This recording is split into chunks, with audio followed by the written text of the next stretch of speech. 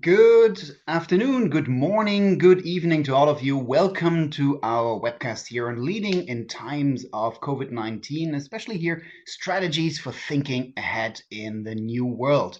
My name is Lars Hüttmann. I will guide you through this webcast here today and will present, share the ideas. What you can see, please participate in the polls and ask questions. You can do that in the little pod over there. You will receive the PDF of the presentation afterwards as a PDF. I recommend you to watch full screen and please do share the ideas, thoughts, and so on with your colleagues so we can continue the conversation there. This webcast is also available for you to earn credits here, HRCI, SHRM, CPE credits. During the webcast, you will see little polls where you can enter your name and then receive the credits as well. All right, strategies for thinking ahead in the new world. This is what we, in the next hour, what we want to do here and what we want to explore. But first, I would love you all to get to know you a little bit and see from where we are calling in. For those of you who were here before, you might have seen that, but I just want to see from which continent, so to speak, are you calling in at the moment. If you could click in there, the name. Okay, if you can click, if you can continue, and so that we can see from where we're calling in. All right. Very interesting. And so far, what we can see, I will end the poll and share the results with you. Well, we have 100% North America attendance here today. So good morning to all of you. Good morning to all of you. Okay, great. What I would love to know as well is, for those of you who are here, if you have attended the previous sessions in this one. We had a session on remote organizations. We had a session on crisis leadership. So just for me to understand who attended this one, who's here for the first time, attended the other sessions. For those of you who are here for the first time, don't worry whatsoever. This is completely separate content, of course. I just would love to understand that one. Okay, results are coming in. All right, fantastic. And I'll share the results with you. So the vast majority attended both sessions. Welcome to all of you, this 1/4 of the attendance who attended here the first time. Very, very welcome. We will explore especially this new topic as well together. All right, let us dive in. Strategies for thinking ahead in new world. Well, it is a new world indeed, and I will share with you this from different angles here. My name is Lars Sutman. I'm a council director with the Conference Board. I'm a lecturer as well on leadership, on global leadership. I've had various roles, among others with Procter & Gamble, which all of you coming from North America, of course, will know. One of my roles that I would have was I was leading the strategy for a business unit on the business unit dishwashing. Whenever I share that, I can see typically the excitement in the eyes and the people. It was a highly, highly interesting area. It's a very, very interesting business, very large business. But for me, it was also a very interesting business in turbulent time to take over, because I took over this role when actually some of the raw material ingredients really completely turned upside down. That was interesting times to do strategy, but of course, no comparison to where we are at the moment as well in terms of strategy. So looking forward as well during today's session, what I want to share with you is ideas on how to think ahead from three angles. First of all, having worked as a business leader, trying some true interested areas. I'm a lecturer, university lecturer, speaker on leadership as well, so I brought some thoughts here, and I'm working with the leading companies as well as a board advisor on how can we navigate in this world at the moment. So from these three angles, I'll be sharing some practical ideas, practical thoughts as well together with you. Now, thinking ahead where we are, but let's start with thinking back. Think back to January 2020 for your business, but maybe even privately as well. Where were your thoughts? What were your plans for the year? Go back for the New Year's resolutions and so on. As we all know, all of this one is a little bit obsolete at the moment because this little virus here has really shaken up our industries, but also the world at the moment, and of course is the predominant focus that we all have here. Now, what is happening here in almost all organizations at the moment, that this is for anybody who's alive at the moment, a very new situation. So anybody who can tell you, or who tells you like, okay, I know exactly what to do right now, well, this person is probably and for sure wrong. We are all, and almost everybody is navigating really how it's called in the C area on site. We're navigating very short on site because we don't have a lot of foresight at the moment. We just don't have it. However, what we can do is really explore together and see what are some of the time and tested strategies that we can apply right now to think ahead. And that is what I want to do together with you here today. And really, in the first part, I really want to explore together with you that situation where we're in right now, because we really have live updates every week. I mean, the Conference Board is an economics research center. Every week we get new data in as well. And every week people see new developments happening. So, of course, we have to be very, very navigating on site and very, very fast adapting here. But still, I do believe there's a couple of principles, leadership principles, strategy principles that also apply in this field. And that is what we want to explore here today. So the three parts of this session that I want to do, I first want to see what is actually the impact of COVID-19 on industries, organizations, and so on. What do we see at the moment? And again, this is status May 2020, where we're recording this. This will update, this will change, but it's good to take a step back and reflect. Then I want to share with you some 7 time-tested mental models for thinking ahead, because I do believe that this unique situation requires new mental models, a new way of thinking from all of us. And then I want to share with you very practically an approach for thinking ahead that every leader, I do believe, should adapt right now. It's an approach I call rapid strategy creation. And we will explore that, what that is. It will be very practical steps on how to actually rapidly create and adapt your strategy for the future. So this is the plan that we have. This is the plan for today. This will be our guiding 3 steps that we have. So let's dive in to the first one. But before we do that, as usual, what I want to share, my approach always is tools, not rules. So I want to share with you, especially in the mental models part and the rapid strategy creation part, I want to share with you some practical tools, really, hopefully that you can take in your leadership role, in your environment as well, to really explore and see and take these forward and implement them. In case you have any questions, you will receive the slide later on, but let's continue that conversation as well. Send me an email, send me a tweet, whatever channel you have, because this is a unique situation and I'd love to stay in touch and communicate basically over that situation as well. So here are the details.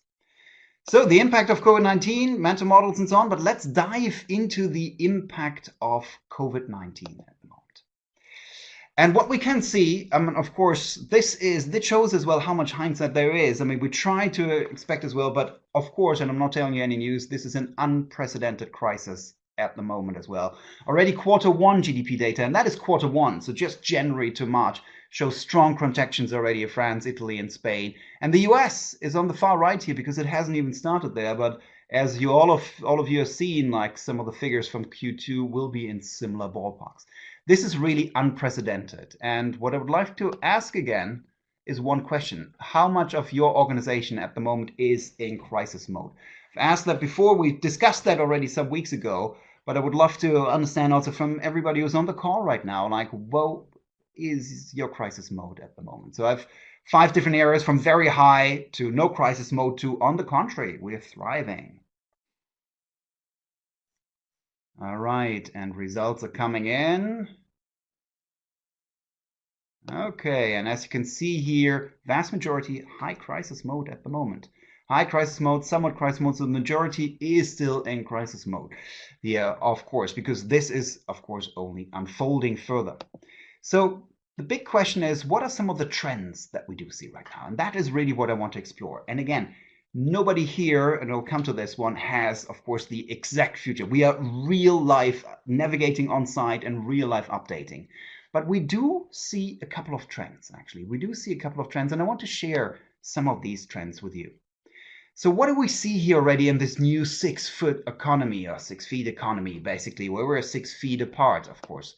We see new things coming up. Of course, not only the remodeling of the bathrooms, because with all of the toilet paper that was hoarded and stored, but also other fields. We see all of a sudden new venues coming in, drive-in cinemas, something that was big in the 50s, basically, is booming in Germany amid restrictions. And not only for cinemas, but also for concerts, also for speeches and conferences. So we see new fields very, very fast adapting and old business models resurrecting, actually.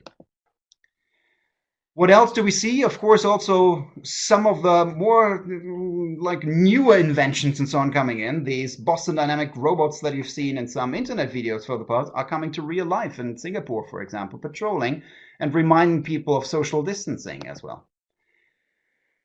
But especially here, what we do see is different industries as well. And what we do see as well is that although here we are, almost every industry, of course, is affected, it's not at the same degree, as we can see as well from everybody who's here on the line and on the call as well.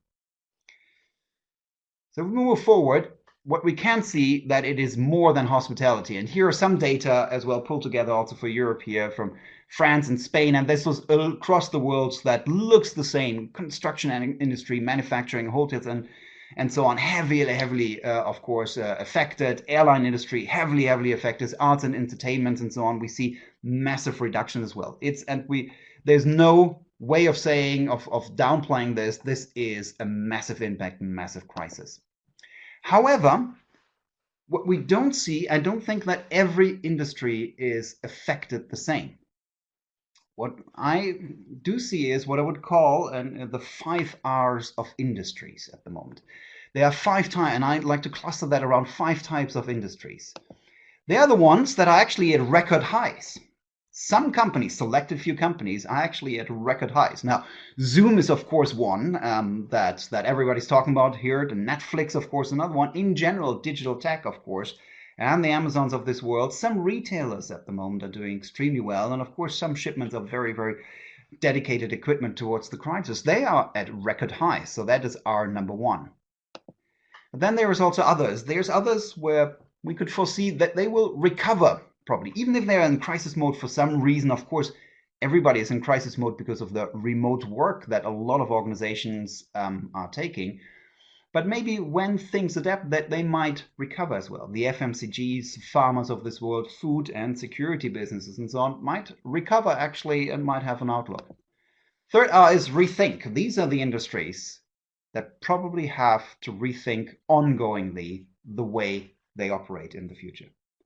Financial services, touch points like cash versus checks versus credit cards and so on, contactless payments.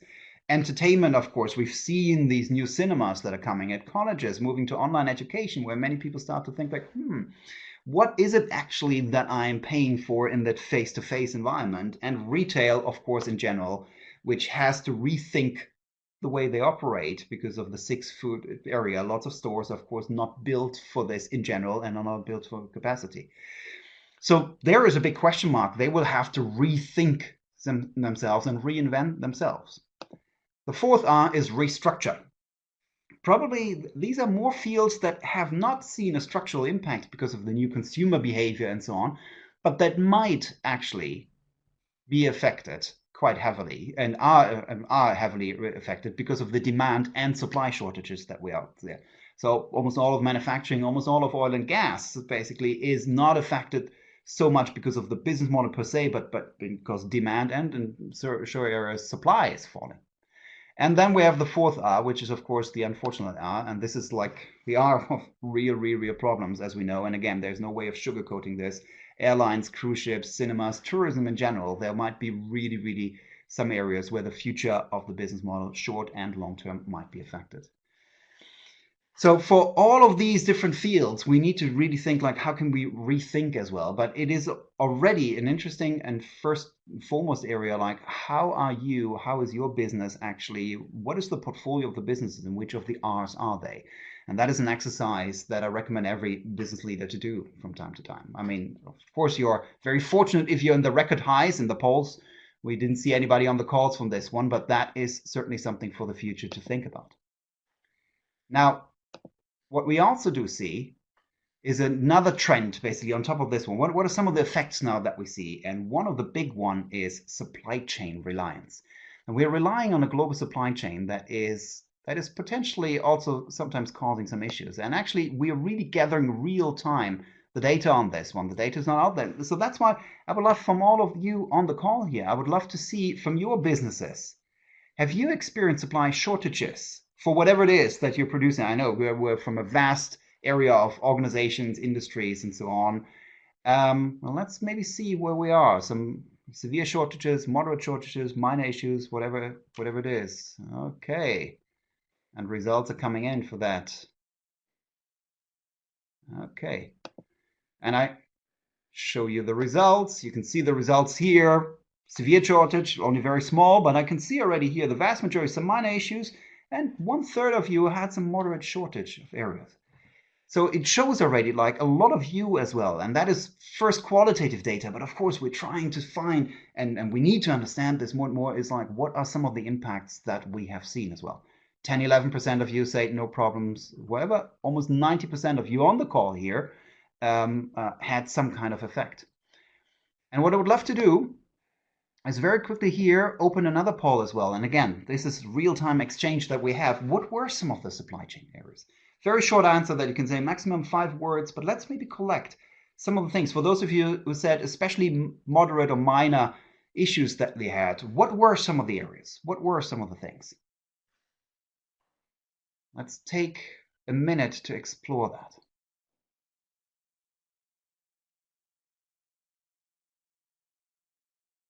All right. And the results are coming in. Okay, and while they're in, we can see.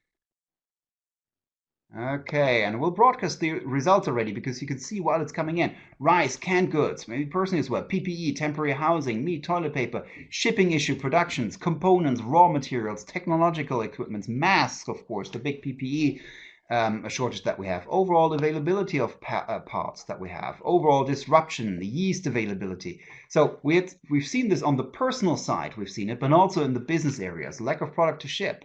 And sometimes, as we know, some of the key effects of a supply chain is if one part sometimes is not there, then the whole production might stop, even if one could, in this day and age, could even produce fewer. So the big question and what we forecast thinking ahead is that there's a rethinking of supply chain and business continuity plans as well. So these were some of the supply chain areas. But actually, if we try to look at thinking ahead, actually these are also extremely interesting times that we have. Because also we see something very interesting now. And this is only start to exploring. Now, my background, of course, is in consumer goods. But actually, for me, myself, going into the supermarkets at the moment, and we hear reports of this all over the globe, of course, we see as consumers, we've seen quite some shortages. Toilet paper, of course, was just one of the examples. But many, I mean, we've seen across the world empty shelves as well. In the US, we've seen these pictures of first in a long time. Now, what that, of course, led to is as well something different. And that is also that sometimes we saw new products, new brands. You know, retailers were really getting somewhere in. Where could they get this pasta? And all of a sudden, we saw lots of different type of new things that we've seen here. So what I would love to explore together with you as well, before we go into this one, I've another question. How many of you actually, because of these shortages that we've just done there before, how many of you are considering actually changing or sourcing supply chains? Now, this is really a professional question right now. So we will definitely shift and find, or we're looking into it, or nothing will change so far. Find new backup sources. We're looking into it, nothing will change so far. Okay, very interesting. We see here, so almost half of you, 44%, say we're looking into it. 44, another 11%, we will definitely shift supply chain and find new and backup sources. So this is really shaking up. And of course, this is very tough, but actually also, depending on the industry, depending on the field where you're in, that could also be one of the opportunities as well to connect new with new sources of customers as well. Because as we can see here, lots of people are now rethinking about, where is actually my supply come from? How do I actually source that? And that is already one thing, maybe one glimpse of light, so to speak, that could there be on actually even further new business generation. But there's also another one that is quite interesting. Not for every industry, of course, but again, depends on where you are. And that, what I would love to see actually from you, if you can move that. Now, this is really a personal question, actually, due to different supply. So now let's go. If you went to the supermarket or your family, actually, Have you tried out a new channel, a new supermarket, of course, or a new online store as well in the past thing? And this is something, of course, when we look at the consumer economy, this is something that we call the new channel try. All right, and there we see like a little bit. So what you've done and what we see as well is that long-term customer relationship is actually going somewhere well. So we can see it here. Yes, 1/4 of the series says lots of change and a bit. You've tried out new things. But also, similar question, due to different supply, have you tried out new brands, for example, because you were forced to? A new brand of pasta, a new brand of whatever that was out there. Okay. And there we see, and the results are coming in. Okay, and I broadcast them here, and to the vast majority of you, 95% say, or 85% say, yep, a lot has tried out. And actually that is for these new brands, there's a lot of like shaking around going, because there's new potential, new touch points. And especially for those of you who are consumer facing, if there are smaller players in there that, or smaller brands of your portfolio, something that was, again, there is also a new opportunities and so on there. Because of the existing consumer touch points, basically, we have really seen now new differences. And that is already one of the trends. What else have we seen? What else are some of the other positive developments and so on that we can see here? Well, there are 4 big lessons and so on that we've learned for thinking ahead now. 4 big lessons that we're thinking ahead. On this scope as well. Lesson number 1 is being prepared helps. Now, this is always easy to say in hindsight and from a big chair and so on. But what we do see here is that old quote of the best time to plant a tree was 20 years ago. The second best time is now. And I ask this test and everybody time and again is if there's anything where you think like, if you think back to February, March and so on this time, and now think like, I wish I would have done this differently. What would it be? And maybe start implementing that right now. But of course, this is an interesting field or easy field to say. But lesson number 2, what we see from some of the more successful businesses, being able to pivot fast, that is key. Being able to change fast and to actually see in some of these new demands and new demand channels for the PPE and so on, if we provide some of the new crazes, being rapidly adapting the production or one's own services, that actually can help at least recover some of the losses there. So for example, this one from yesterday, copper masks are the latest craze. Should you buy one? Well, they are sold out already again. Now we see, of course, in a lot of PPE area, new companies bring in producing fields and at least securing some of the lost revenues there. But also shifting and exploring, and now is the big new time to shift and explore new business models. For every product, there's a zillion ways to sell it. That's what we call a business model, and that is new ways that we can try out now. Now, what is, of course, the best way, or what is the third lessons? The one businesses that we see that seem to be adapting there is the ones that have already advanced in terms of digitalization. So that is key. What we do see here over the last years, what we see here that US e-commerce penetration has moved up a bit, and then in a matter of weeks has almost doubled. It's almost doubled in a matter of weeks. Now, there's a question, there might really be something that stays, but the ones that were prepared or are investing very, very fast in this one, really seeing that digital is the future is one of the key things. As Ben Thompson likes to say, the internet and digital transformation can add a 1 or 0 to our strategy formula. And we all know from basic math what happens if we multiply something with 0. Well, the whole thing falls down. And that is actually every company that sees now that doesn't have, for example, a good e-commerce strategy and so on, has had some issues with that going forward. So that is also one key lesson learned, but also very fast to adapt in this. And the last one is, and this is an interesting one, especially maybe some of you see that, but if we own the customer relationship, and especially we see that with smaller businesses, they could actually pivot relatively fast if they knew that. So for example, here what we see, some restaurants are fighting the coronavirus by Zoom cooking classes and online tastings, online shipping to their loyal customers. But that could only be done if they have a strong connection and know what the customer wants. And again, this doesn't help and overcome all of the differences that we see in loss of revenue, but some, at least like some protecting, can help here. And that is what we see in that. very fast. The ones that were prepared could help for crisis funds and so on, but especially the ones who adapt very fast, had already digital investments, and actually then connect the customers. That was something that we've seen already in digital transformation a long time, but that is actually accelerating even further right now. So that was already some exploration, live exploration with all of us in terms of COVID-19. Now let's dive into the fields of mental models for thinking ahead.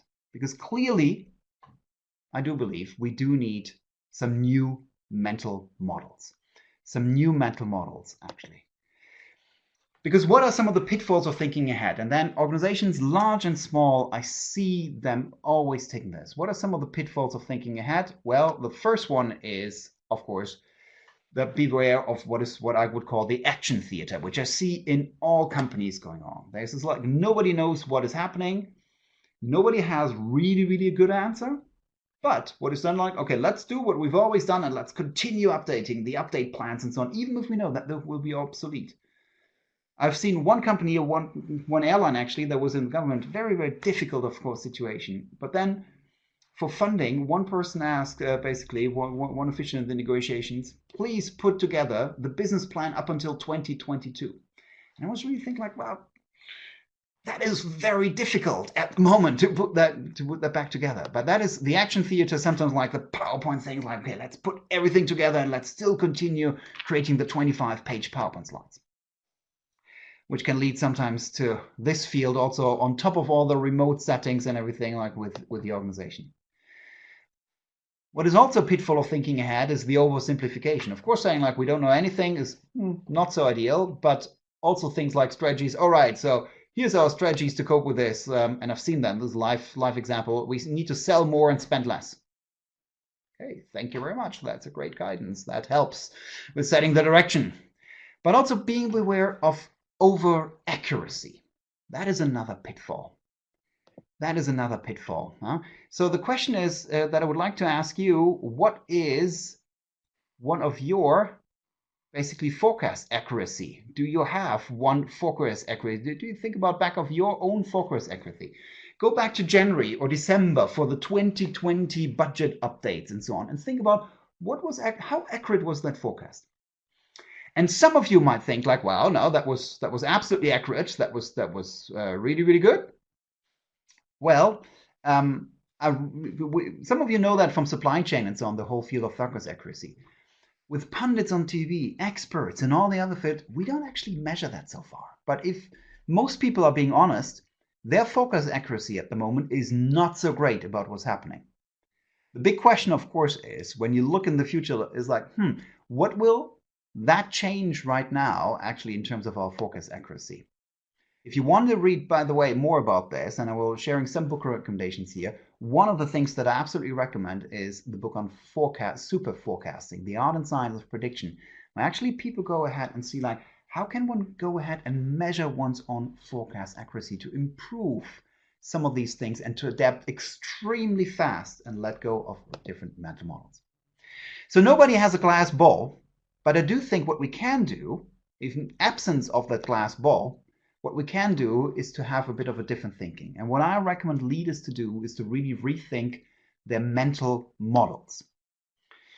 What is a mental model? A mental model is, for me, a thinking tool, a concept, something that can help shape a very complex world. And especially in uncertain times, in difficult times, what I recommend leaders to have is a set of very simple mental models that you can use with your organization, with your team. They need to be simple enough, but they need to be actionable enough as well, and very fast adaptable. And what I want to share with you is 7 mental models for navigating, thinking ahead in this type of future. So what are those 7 mental models? Mental model number 1, very simple, short-term, medium, long-term. To keep the focus on short-term, medium, and long-term, and always have the thinking, well, what might be our impact for the next 2 to 4 weeks, short-term, the next 1 to 3 months, medium-term, what will happen, and long-term, what might be the areas. Because so often the 2 pitfalls that I sometimes see is that people just keep on discussing, okay, how will that change the world? How will that change everything? And you see, of course, lots of, we've discussed that already, but you see lots of futurists actually starting to think about that. Well, that is all very, I mean, it's all nice, but we have to keep in the short term. But the other risk is that one stays in the short term, just says, okay, we just have to save everything, cost everything. And for some of you, of course, in high crisis mode, that is necessary. But still, always keeping that in mind, that's like, okay, look, what is our impact short term? What is our impact medium term? What might be long term? And to keep that in mind and to develop short ideas, short plans for everything keeps everybody going on the three key time frames. And in times of crisis, all three are relevant. The next mental model, where to think ahead and go ahead in the future, is what we call the dual strategy. The dual strategy. Of course, depending on the crisis mode where you're in, you need to save. You need to save the current organization. You need to save everything, and you need to help. You need to focus on these fields here. Let me just find a pen here. Of course, you need to focus on all of this one. In the short term, you need to adapt. You need to find the cost cutting and so on to survive. However, and that's where you connected with the first mental model, always, and I think that is what great leaders have, even in the direst moments, there is maybe some window of opportunity to take right now to do something. And that's why keeping this constantly afloat, like maybe to be prepared for 6 months from now, maybe there is an acquisition possibility that maybe with all the crisis that you're in, maybe if it's not that strong, you could take right now. And the watch out is that so much is only focused on the short-term area. And as we move forward, basically, one can increase that focus on the long-term actionability. And that's what I would call the dual strategy. It's a mental model to continue to think about it, but with different kinds of focus. Mental model number 3, though, with all of this thinking ahead in the future, of course, never, and this is more towards the strategist, never forget a lesson from the pool table, basically. What is the fundamental lesson from the pool table for those of you who play pool? Well, there is also lots of people who then now start, maybe for the companies who are not as much in crisis mode, they start to think ahead. If you play pool, of course, one of the things that you want to do is, of course, get the ball into there when you play the white one. But then many people say to see if they really are good, they say like, okay, I play the white there, so this ball goes here, and then I let it slide over here so I can directly do the next one, and then I let it slide over here. And that is the other watch out to keep, like, the first thing is, of course, short term, that ball has to go in. And we really have to keep that in mind, basically, first, like our short term focus needs to be there. So that's why the dual strategy needs to be there, short areas in the short term, but keeping that balance overall. Then we move forward, and actually when in my discussions with lots of strategies in company, they see like, wow, it's really interesting. The good old tool, one of the time-tested tools, has getting a renaissance. And I think especially in times where we navigate on site, when nobody really knows what's going on, one of the best tools that we can use is scenario thinking. So rather than saying like, who knows what the future will bring, rather than saying that, saying, well, let's develop scenarios for the future. And in general, let's discuss and let's explore with different scenarios. And for some of you, that might be very natural, but lots of people are so focused on, okay, what is the right thing? What will be the forecast? And we see that in the news. Okay, this and this organization forecast for Q3 this year. Well, again, ask the people for their forecast accuracy. It is not a given. That was different. But what we can do is scenario focus. And one of the scenarios that I like to work on is especially going this one 2x2 matrix and really broaden up the thinking, really saying like, okay, for this crisis, what is the duration and what is the depth of it? And there you might have come across like various letters here, and I like to put these also into various letter fields. Of course, there's less and less focus, and less people think it's going to be a small V, a small dip and fast recovery. Some people still think that, and who knows, maybe it is short duration and not so difficult, like, okay, we'll be all out, this whole thing will be gone, and maybe it's a small V. Maybe it is. Then some people say like, okay, it's going to be maybe a U, the U form, okay, deep recession that will take some time, and then there will be up again. Or some people even say like, well, maybe it's what we call the root. It's a deep, short recession, and then a jump actually to higher because people catch up and they reboost the economy as well. Well, maybe that is. Or on the long side of things, it's something called the fallen L, or the L scenario. It's going to be a dip, an extended period of no growth. that this, because of the whole new 6-foot economy, it will continue to be in a different resetted area before everything will be back to normal again. Well, maybe that will not happen. It will be a new normal. And that new normal is a reduced economy. Or, and that is, of course, a whole abbreviation, the Teotihuacan, so to speak, the end of the world as we know it. Maybe that will change everything, so to speak, and bring up a totally different system. Now, whatever it is, whoever tells you, okay, it's going to be this or this, maybe they think they have a glass ball, but I think what good leaders do is to be prepared and think through what would we do in these various scenarios.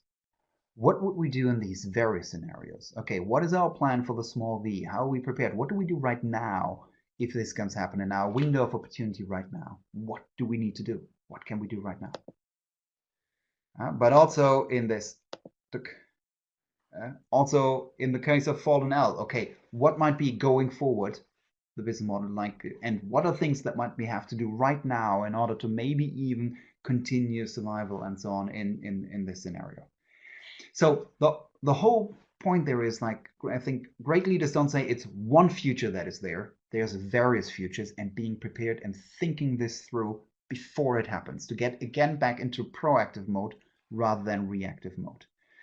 And this is the good old art of scenario thinking that we've shaken a little bit apart, but I think that can and should have a good renaissance at the moment. Mental model number 5 is the spaghetti principle. I've shared that before as well because it's one of my favorite principles. I've written actually extensively about this one, the spaghetti principle. What is the spaghetti principle? Well, some of you might recall, how do we know that spaghetti are ready to eat? Well, we can time them, we can cook them, we can taste them, we can look at them, or we can throw them on the wall or the fridge and see if they stick. And if they stick, they're ready to eat. Maybe a bit over ready, but let's not go into the details there. Now, fundamentally, I think this is also a mental model for the future, that the crisis really needs different approaches. The times where we had a static environment with long operating history, that time is, at the moment at least, very much gone. What we are in at the moment is, of course, this highly dynamic environment, and really nobody has a good operating history around this. That is where we're in, and the only thing that we can do here is maybe predict and plan. But here we need to test and iterate and explore forward. Here is where we need to throw things at the wall and see if they stick. And that is the only way, in my view, the only way really to do forecast, what we can go proactive in, is saying, like, look, we need to see what works and we need to prepare multiple experiments, actually, and see what sticks. That is what every organization, that is a model for navigating this on site where we have a very uncertain future. Anybody who says, like, okay, yeah, this in 2 years from now, let's plan this right now, very difficult. But if you have very, very various different fields of experiments, well, some might stick. And then continuing. And that could be, if your field of influence is the work environment, that could be new work techniques. If it's more flying the business and surviving the business, well, it could be new business models that we talked there before. Continue to try out new different fields. But the one thing, the one mental model that one needs to go in is to that spaghetti principle. It's like we need to throw stuff to the wall and see if it sticks. If you want to learn more about this, by the way, that is the book Innovation That Sticks, about uncertain times as well, where you can find some more practical strategies for businesses here. Mental model number 6 that I want to share with you is what I would call second order effects. Second order effects. And this is really a new type of thinking that we need to start as well. Of course, that is always in connection also with the prior ones. But when we start to experiment, when we need to try out something different, well, then we need to also see what might be some of the second order effects as well. And very fast, and that is one of the danger of crisis leadership. Of course, we need to do short-term actions. But if we try out long-term things, like what could be some of the ripple effects or the unintended consequences? And we see some of them already right here. One of the most curious ones was that message here that we have from Thailand. Hundreds of hungry monkeys swarm around Thai street and form rival gangs over food. And why is that? Well, because of the lockdown, tourists were less there, and who normally feed the apes, basically, and they stayed away. And what that happened then is new dynamics. These are things that are extremely difficult to forecast. And that's why these experiments that we do should be like short experiments and fast adjusted, because In all this new world, second order effects will come in very, very fast and new. And the last mental model that I want to share with you is one that I fundamentally do believe is an extremely powerful one. Some of you might have come across the book by Nassim Taleb called Antifragility. And he really defined that term of being anti-fragile or anti-fragile. He basically says, like, look, there's packages which are fragile. You know these, package and handle with care, fragile, handle with care. So what does that mean? Well, it's fragile. If it's thrown on the floor, it's broken. Well, then there are some things that are robust. Robust means like, well, if they're thrown on the floor, they don't break. And then there is anti-fragile. That is actually like, if it's thrown on the floor, it gets better. Maybe raw golf balls and so on are sometimes fall into that category, but also other fields. Anti-fragile basically means like, well, if some kinds of crisis or different things, actually, we might even benefit from this. We might even tap into some of the opportunity forward from this one.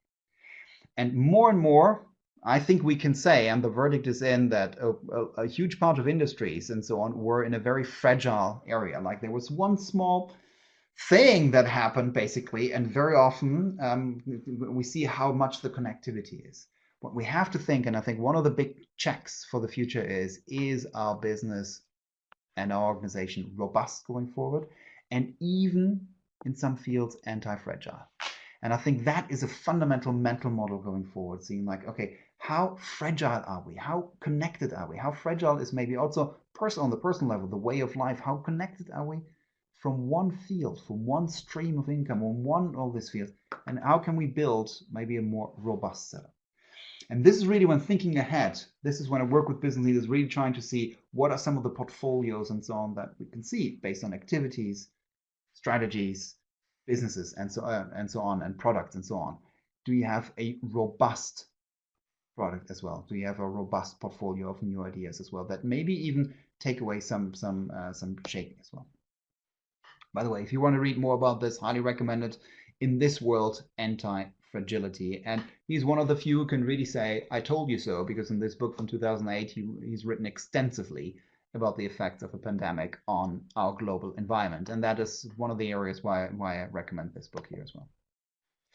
So these were some of the mental models. Some of the mental models here, short, medium, long term. Think about the dual strategy. Always combine the two, but of course with different degrees. The lesson from the pool table, but still make sure that the one short-term measure actually fits. Think in scenarios is one of the biggest lessons I actually learned. Spaghetti principle, experiments and get into the mode of experimentation for your business, for your activities and so on. Think about the second order effects and that many things might have unintended consequences. Think about what are fragile and anti-fragile and robust strategies for your business that you can do. Now, we've talked already a lot about thinking ahead, but what I would like to see as well is one field, and it's for you to think ahead as well about how you could implement basically some of these strategies for yourself as well, some of these mental models and so on. And again, these are thinking tools for thinking ahead as well. All right. The impact of COVID-19 we covered 7 mental models for thinking ahead. And now I would like to go very practically for those of you who lead, for those of you who lead an organization and so on, think about the strategy process. And here, I would love to see for your organization if your strategy process has changed in the company. Really reflecting about if it already changed, if it adapted, or if it's the same process, or we stopped the strategy process because there's no use in at all. All right. Results are coming in here. Okay. And you see here, 2/3 of you have already adapted. Some of you stay with the same process and so on. And again, for those of you who stay with the same process, think about, again, the forecast accuracy and so on that we do see in some of these fields. What if you maybe want to adapt further? For those of you already adapted, I think that might be a good thing. And I just want to share with you some further strategies and further ideas on what you can do. Because what I recommend everybody to do is to think about a process I call the rapid strategy creation. And I think we do have the need for rapid strategy creation. As Yogi Berra, and those from North America probably, you know, the great philosopher Yogi Berra once said, why do we need strategy? Well, what he said there, if you don't know where you're going, you'll end up someplace else. Now, there you could say like, well, that is standardly seen as the need for strategy. That's why we do need strategy. But of course, we mentioned before, well, we don't really know what the right direction is. So why do we still need strategy? Why don't we don't stop that?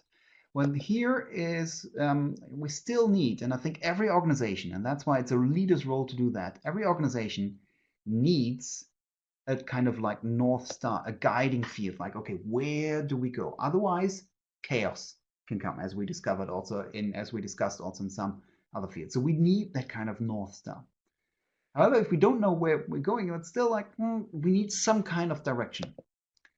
However, as Henry Mintzberg said, why do we need strategy? And this is my favorite definition of strategy. Strategy is a pattern in a stream of decisions. What is strategy? Strategy is a pattern in a stream of decisions. And that stream of decisions then should follow a certain pattern. And that is why even if we don't know exactly where we're going, but there should be some kind of, in every organization, some kind of pattern behind it. And that is why, especially in very uncertain times, I recommend the whole field of rapid strategy creation. 4 quick steps on how you can implement that as a leader. Leverage the 3 powers of rapid strategy creation. What are those? They are the power of frameworks, the power of speed, and the power of group wisdom. A lot of you have already adapted your strategy process, and I think personally the only strategy process that works right now is not the long-term 4 weeks or 4 months type of like involving everybody. Well, that will be obsolete already after 2 weeks when you start. But what can be very powerful is rapidly creating and adapting as a team that kind of North Star direction. For that, the power of frameworks, the power of speed, and the power of group wisdom.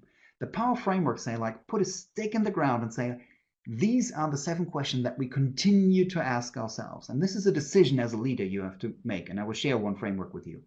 The power of speed means, let's not spend endless time around this.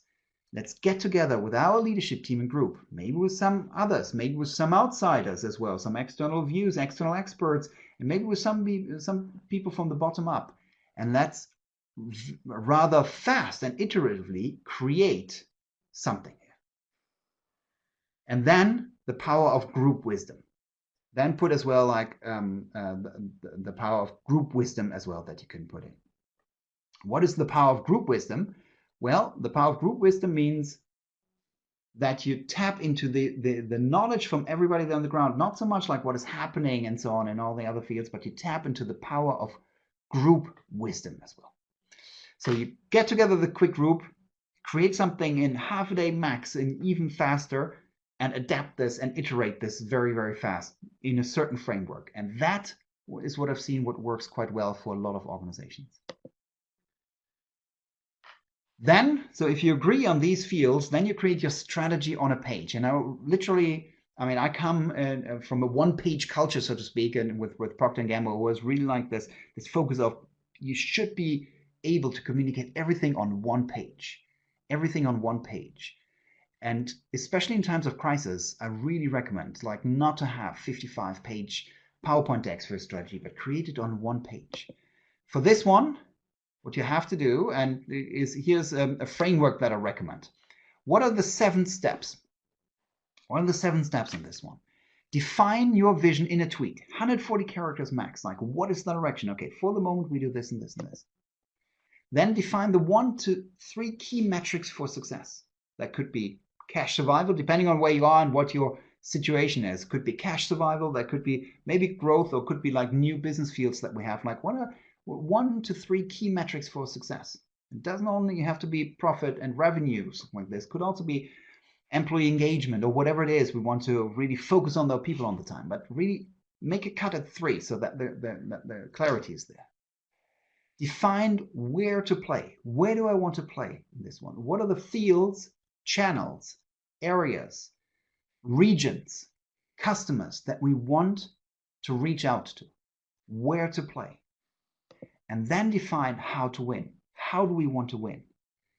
Do we want to win by different fields? Or do we want to win by maybe revamping our digital strategy? Do we want to win by really connecting with our customers and show that we care? Like, define how to win. Define which resources we can leverage.